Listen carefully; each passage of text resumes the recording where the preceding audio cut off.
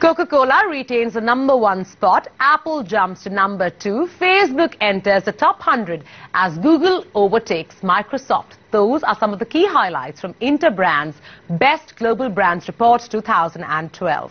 This report is based on a combination of both internal and external growth, which means that they not only take into account delivery on customer experience, but also bottom-line results. The ongoing global economic crisis has forced brands to compete at a whole new level, and that's exactly what shows up in the 2012 survey. Brand Equity brings you the big movers of the Best Global Brands 2012. Take it away. Based on three key aspects, namely financial performance, influence on consumer choice, and competitiveness in the marketplace, Interbrand's 13th annual Best Global Brands Report saw some new entrants and some interesting movements.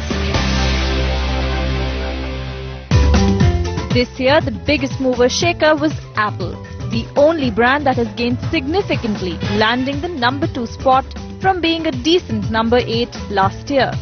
Apple's deep commitment to protecting the Apple brand has been demonstrated in its quarterly profits ended July 2012, a whopping $8.8 billion. And the demise of Steve Jobs has only helped the brand, contrary to what critics predicted, only strengthening its cult-like status. Apple understands the human's interaction with technology particularly effectively. They don't produce instruction manuals when they give you a new product. They just invite you to go and use it because they understand that they've created something which is relatively intuitive. And we can see they've also got great things like their retail spaces are superbly designed, have really high sales per square feet. They've taken people who are commonly called geeks and put them behind a Genius bar. So there's a variety of different dimensions where we can see the Apple brand is particularly strong amongst its products, but also its behaviours as an organisation. Technology is one sector that witnessed an exceptional run in the Best Global Brands Report this year. From Apple's gain on the brand index to Samsung's entry into the top 10, securing a good 9th place for itself, to Facebook making an entry into the top 100.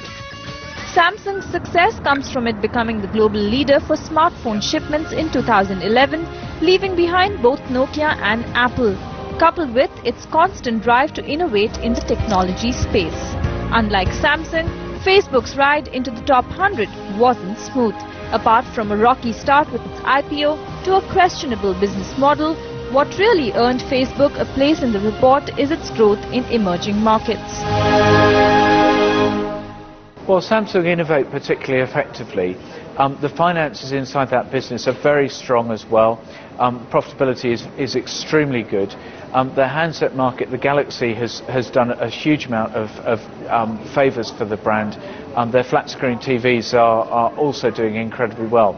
They're a very diverse business that gives them great financial strength and also provides them with plenty of opportunities as technologies start to converge in the future. Facebook has been a notable brand for some years, but it's only through its IPO that we can see inside the business to actually create a brand value for it based on the publicly available data.